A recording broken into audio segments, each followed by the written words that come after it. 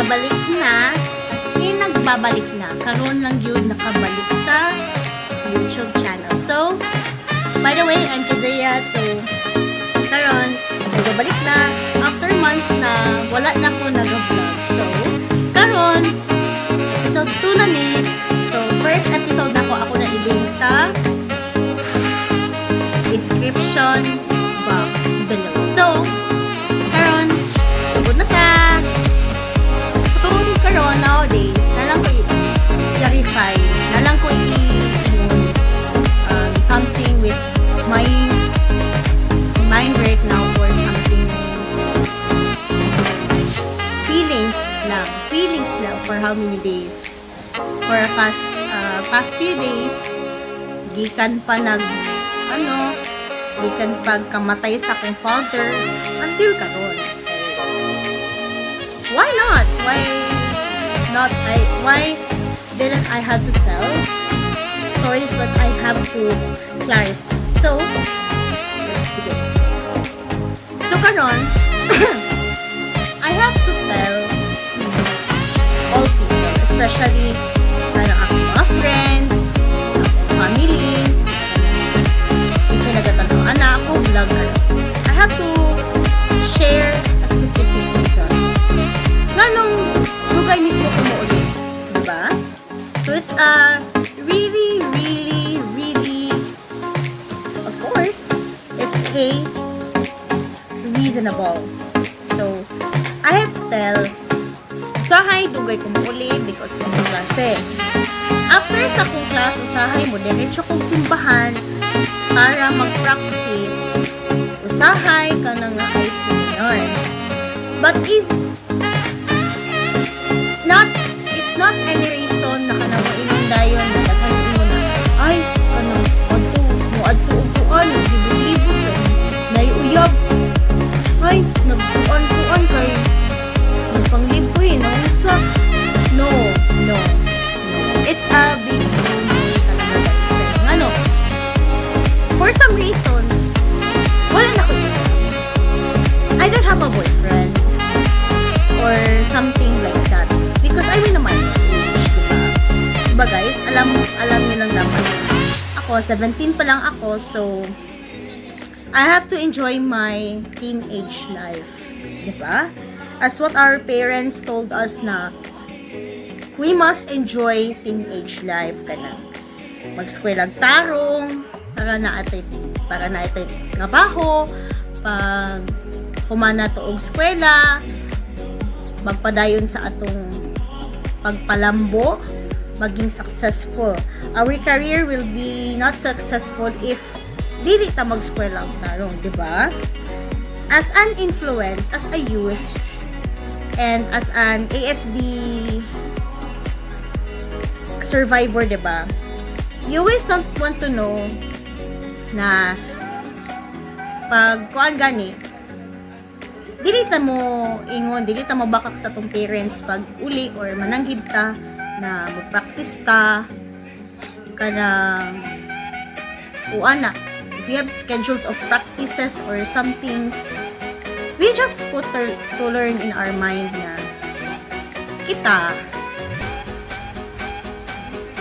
naga-serve ka sa simbahan, buhat og academics or what, but mulimit lang ta. We just want to limit ourselves. Sabi na kung ako, pero dili pwede sabot na ay i-repeat ko sa mga tao, ay gikuan ko misunderstood ko. Yes, I just want to share something a lot ha. Because last year kay naay pamilya na ako, naay pag-umangkon or dili pag-umangkon auntie na ko na nag-shout sa ako in front of my mother na kuan moingon dayon na daw ko uyab.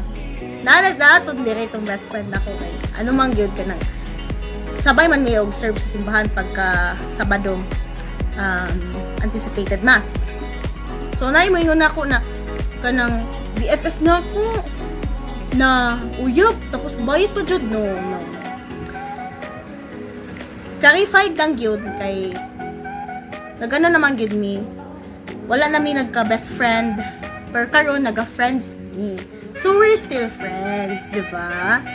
How cute and adorable that I am telling. Charo raman po. Kaya di man po maingon, oh. Pasensya sa kong boses, guys, kay medyo naga-ubo-ubo na. Wala pa ko naayo. So, in case, guys, kanang ako na ipaagi, guys, na akong kasuko or ako ang clarification diri sa YouTube mismo. Kay, why not? Why not dili ko sa Messenger or sa YouTube mo kuan? Kay daghan may nag-repeat sa ako, hala, gipangita na ka, hala, gisukan na ka. Excuse me, they know it. My parents know it, diba? Especially mother ko, kabalo na, asa ko schedule, gibag-uhan na. Diba? How cute! How cute are my reasons, diba? Bakit ko tigbuhat og rason? Kaya pud anak, mga langit pud kayo og batasan, di na naman pud ko ganahan mo kadungog. Gumag ana because na-depression ko.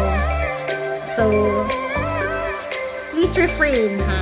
So, awareness lang ako sa inyo, ha, guys, na please refrain on saying harsh to other people. Labi na kung ako or mga batanon, kanang mga minor.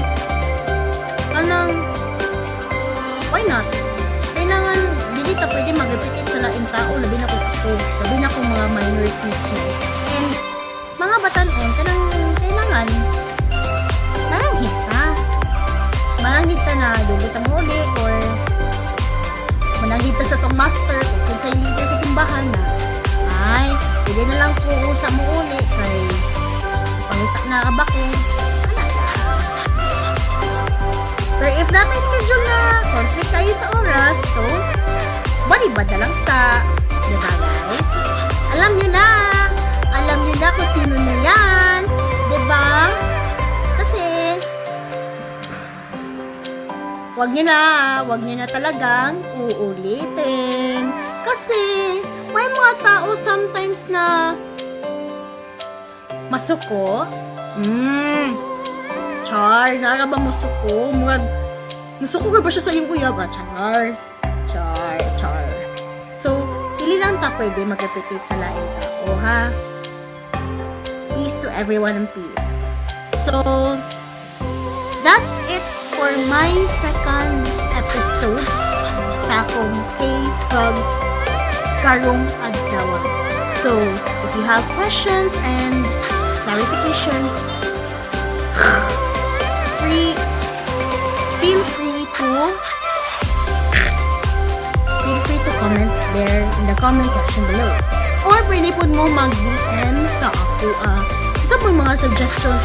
May ngunog kanang suggestions anak.